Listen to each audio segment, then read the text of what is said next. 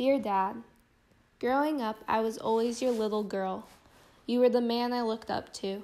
The memories we share, from the bedtime stories to you teaching me how to surf, I had no reason, and I do not know why I turned against you. I don't know if I was too eager to grow up, and I felt like you were babying me, treating me like I never passed the age of 5.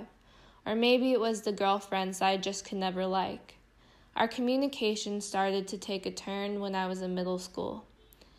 If and when I ever faced a problem or felt ill, I always wanted Mom, and I would never tell you that something was wrong, even when you sat right beside me.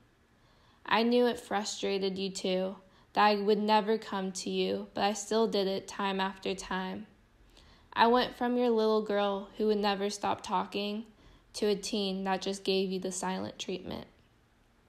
I started to stay at Mom and Gino's more often, making up excuses on the days I was supposed to be with you. Then as I was entering high school, the question came up where I wanted to attend, which really meant who did I want to live with full time.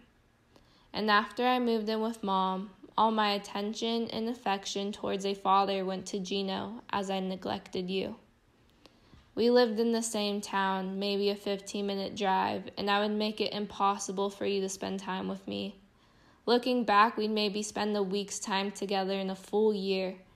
You invite me to different events and ask me countless of times to come over for dinner, and I would either reject you, or if I came, my kinetics would tell you that I didn't want to be there. You still went to all my sporting events, even when I repeatedly pushed you away. Even Fabiano would come to tell me that I needed to spend more time with you, that you would tell him that you thought I hated you. It wasn't until 2016, when Gino passed, I was able to realize I've always had 2 great dads that always wanted the best for me. It wasn't until then I could see what I was doing to you, how my actions affected our relationship.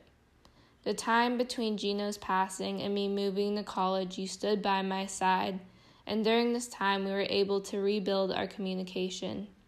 Especially as the older I get, the more I could see how much of yourself is reflected through me. The outlook you have on life and the kindness you give to everyone around you are just some qualities I strive to get. So, Dad, I want to apologize for not realizing until the time I did how my actions were interpreted and how they affected our relationship and communication. You told me before I moved that you regret not fighting hard enough for me.